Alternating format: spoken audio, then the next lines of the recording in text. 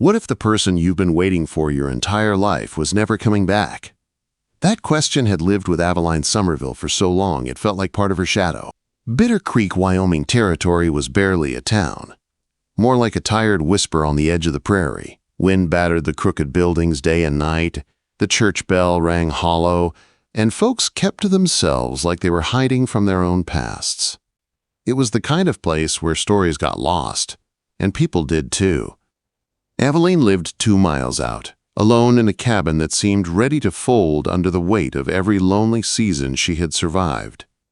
She was 20, quiet, shy, and thin from long winters and harder years. Her brown hair stayed twisted in a strict bun, her gray eyes too soft for a land so rough. Her days were filled with hauling water, tending chickens, and patching clothes. Her nights were filled with silence that felt heavier than snow on the roof. She had been waiting for a man named Marmaduke Fenwick for 2 years. He had promised to marry her, promised they would build a future, promised he would return after just a bit of business. But business had a way of lasting forever when a man wasn't truly coming back. At first he wrote letters. Then the letters slowed. Then they nearly stopped. Through long winters and empty springs, she convinced herself he was just delayed. But each passing month made the truth harder to ignore. Waiting had turned her into a ghost in her own home. Her only regular visitor was her cousin, Honora Trevelyan, a sharp-tongued widow who had no patience for foolish men or foolish promises. On a blistering June afternoon, Honora arrived in her buggy, red in the face, dust all over her skirt, carrying a newspaper folded so tight it looked angry. She didn't even greet Avaline properly before marching inside. "You look half-starved," Honora declared, "and before you lie, church doesn't count as company. You sit there like a frightened mouse while folks whisper behind you." Avaline's cheeks warmed. "I'm fine, truly." "No, you're waiting.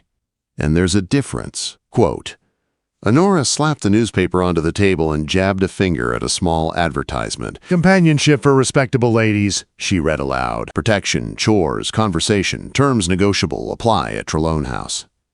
Avaline's stomach dropped. "Honora, I couldn't." "You could, and you will. I already sent word." Avaline nearly choked. "You what?"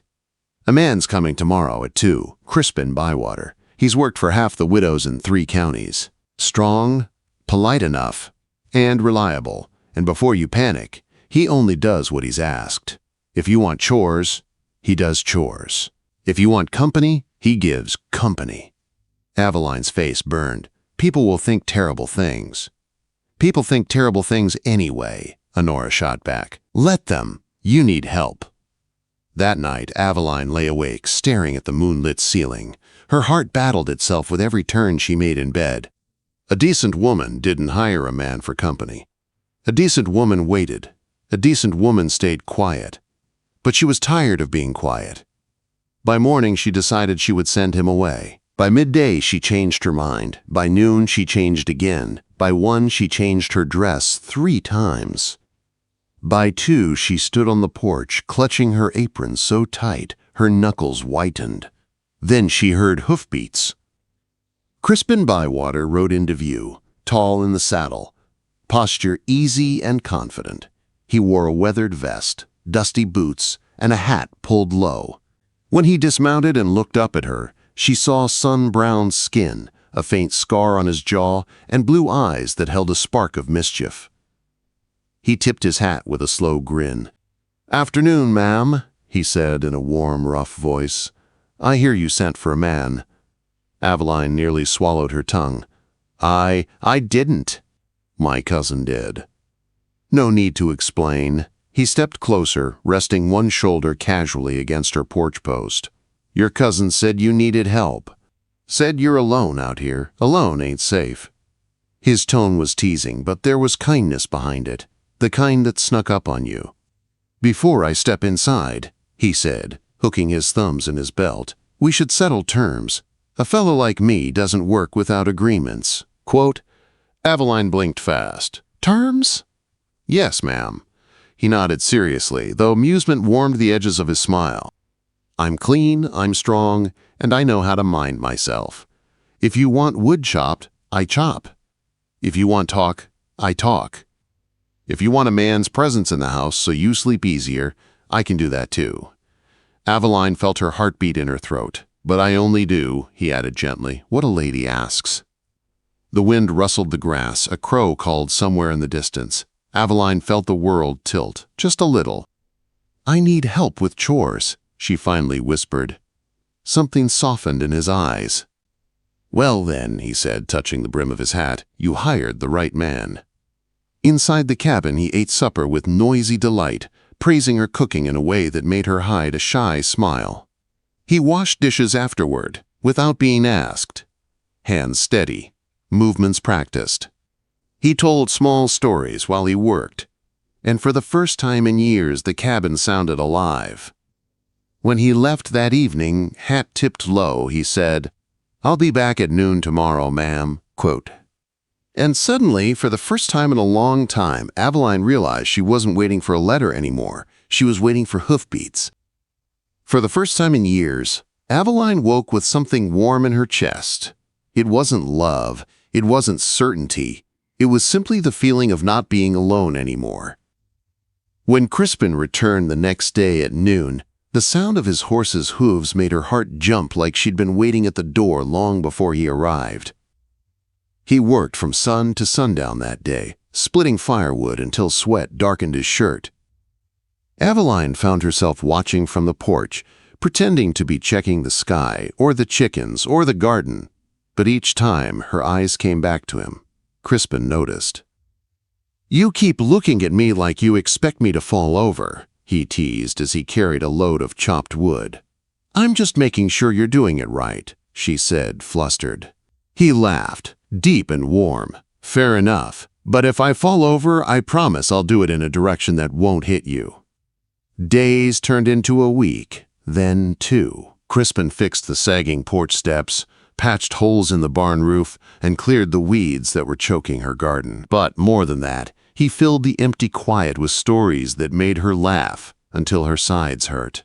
He told her about the dog that chased him up a pantry shelf, about a miner who paid him in beans instead of money, about a town where someone mistook him for a preacher and asked him to bless a cow. You're impossible, she told him one afternoon as he leaned on the fence, grinning.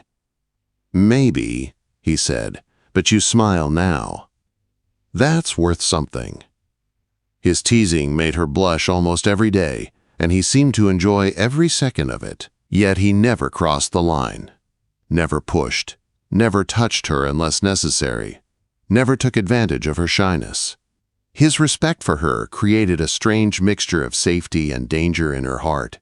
But every morning, she woke up wanting to hear his voice again. One late afternoon, as the sun settled low, they sat on the porch together drinking coffee. The air smelled like warm dust and cut hay. Crispin stretched his long legs and said, You ever think of leaving this place? She shook her head. This is my father's land. It's all I have. You've got more than land, he said quietly. You've got time. You're 20. You could make a whole new life if you wanted. She stared into her cup. I'm engaged. Engaged to a man who ain't here. He's coming back. Crispin watched the prairie wind push through the tall grass. Maybe. But a man who loves you don't stay gone 2 years without a real word. She didn't know how to answer him because part of her feared he was right. Crispin stood, brushing dust from his trousers.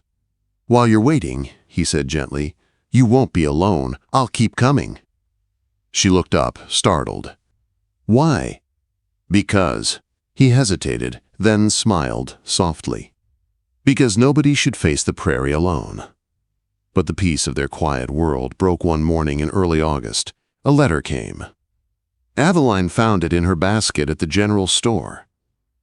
The handwriting was Marmaduke's. Crispin was already working at her home when she rode back. He noticed her expression and climbed down from the roof. Good news, I hope. She nodded slowly. It's from him. Crispin's smile dimmed a little, but he didn't show anything else.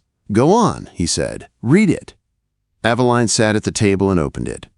The letter was short, cold, and full of business talk. He wrote about deals in Denver, contracts, plans for their future arrangements.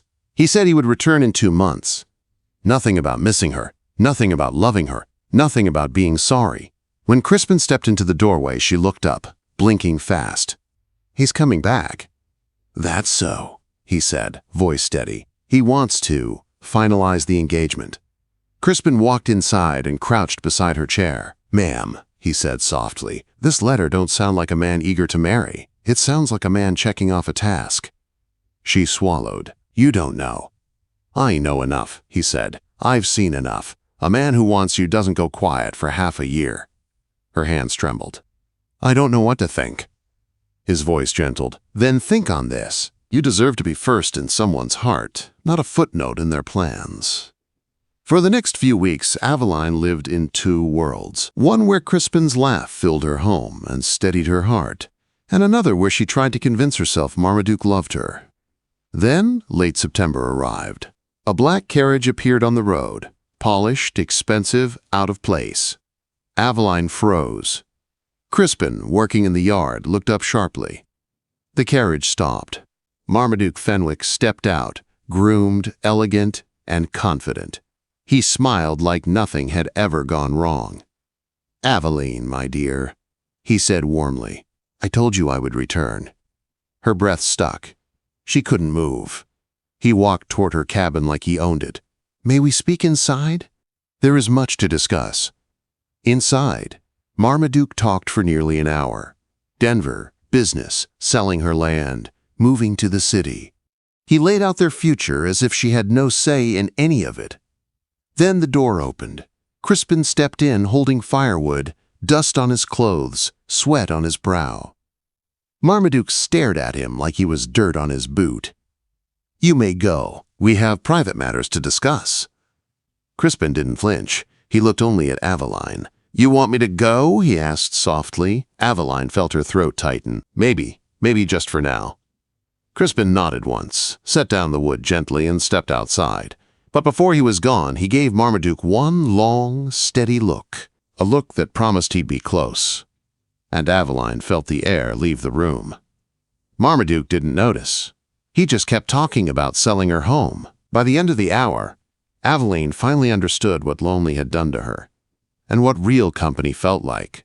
And when Marmaduke said, "We will marry at once and move to Denver," her heart cracked open. "I need time," she whispered. "We are engaged," he snapped. "There is nothing to think about." She stood up. Her voice shook, but it held strength she didn't know she had. "I said I need time. Please leave." He stiffened. 3 days.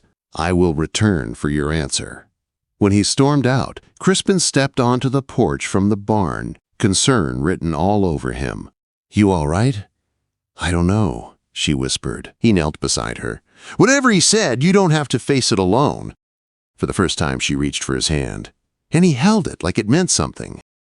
Avaline barely slept that night. Her mind spun between 2 men, one who spoke of plans she never chose, and one who had worked beside her every day for months, filling her lonely cabin with laughter and life. When morning came, she found Crispin outside splitting wood, each swing steady and strong, like he was grounding himself in the only truth he knew: hard work and honesty. "Crispin?" she said softly. He stopped mid-swing, turned, and saw the worry on her face. He lowered the axe and walked closer, brushing sawdust from his hands. "What did he say to you?" he asked gently. Avaline took a shaky breath.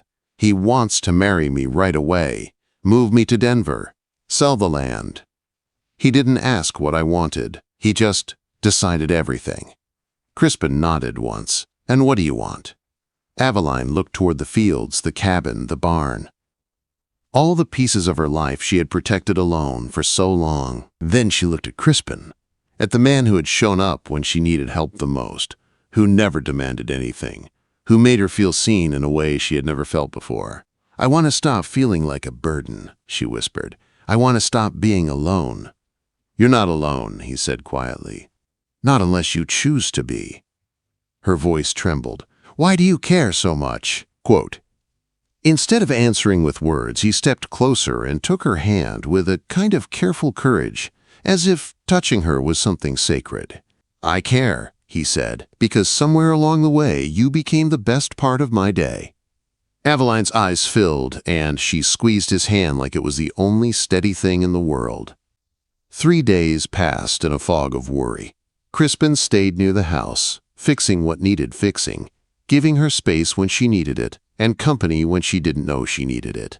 They sat together on the porch every evening, talking about small things, weather, chores, the chickens.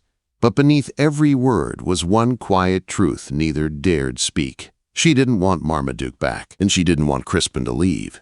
On the third afternoon, dust rose on the road. Marmaduke's carriage rolled toward the cabin with a sharp, polished confidence that didn't belong on the humble homestead. Avaline's heart hammered as he stepped down and walked toward her. "Well?" Marmaduke demanded. "Have you come to your senses?" But before Avaline could respond, Crispin stepped out of the barn. Marmaduke glared at him. "You are not needed here. Leave." Crispin didn't move. "Not unless Avaline tells me to." Marmaduke's jaw tightened. "This is between us." "She's not property," Crispin said, voice low. "You don't get to decide for her." Marmaduke's face twisted. "You dare lecture me? You're nothing but a hired companion. A man paid to keep lonely women distracted. And you," he snapped at Avaline, "you are no better, letting a stranger stay here doing God knows what." Crispin stepped forward so fast Avaline gasped. He placed himself between her and Marmaduke. "Say another word against her," Crispin warned quietly, "and you'll find out how wrong you are about what kind of man I am." Marmaduke faltered, but his pride held him rigid. "Avaline, choose, him or the future I promised you." Avaline thought of Denver, of silence, of letters that never came, of being an afterthought in her own life.